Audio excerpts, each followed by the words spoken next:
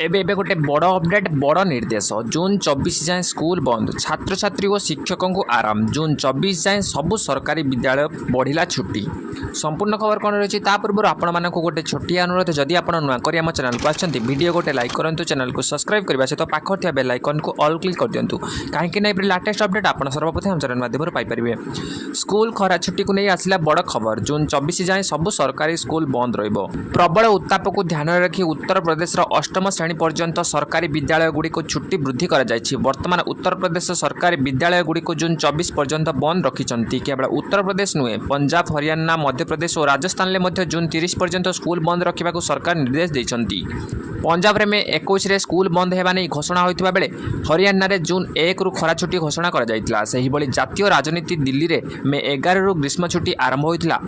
मध्य प्रदेश में मे 1 रु सबु स्कूल छुट्टी करने को सरकार निर्देश देते मे 17 रे राजस्थान में सबु सरकारी विद्यालय छुट्टी पड़ जाता यह पूर्व जून 18 रे उत्तर प्रदेश विद्यालय खोलिबा नहीं घोषणा होता किंतु प्रबल उत्ताप को दृष्टि रखी वर्तमान यही निष्पत्ति एभली परिस्थिति रे पिलामानंक सह आराम शिक्षक मानंकु मध्य आराम मिलिबो 24 जून रे शिक्षक माने विद्यालय को आसिबे किंतु स्कूल पिलामानंक पई एही छुट्टी 28 जून पर्यंत जारी रही जून 29 रु विद्यालय गुड़िक खोलिबो जहाँ पर पिलामानंकर शिक्षादान आरंभ हेबो शिक्षक संघ एक चिठी लिखिथिले जे प्रबल उत्ताप को दृष्टि रखी शिक्षक संघ द्वारा सरकारी विद्यालय रे छुट्टी दिन वृद्धि करने को मुख्यमंत्री और विभागीय अधिकारी को चिठी लिखा जाइतिला एही समय अत्यधिक गरम हेतु स्कूल जून 30 पर्यंत छुट्टी वृद्धि करने को संगठित चिठी माध्यम दाबी करथिले वास्तव में उत्तर प्रदेश भिन्न जिले में प्रबल ग्रीष्म प्रभाव देखा मिली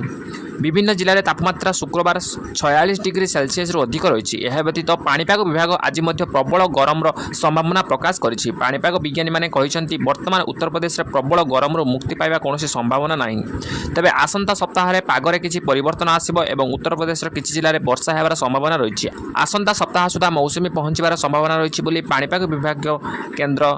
कहते वर्षा पर लोक मैंने गरम आराम पाइबे तो यही अपडेट थिला आपण मानक पाई।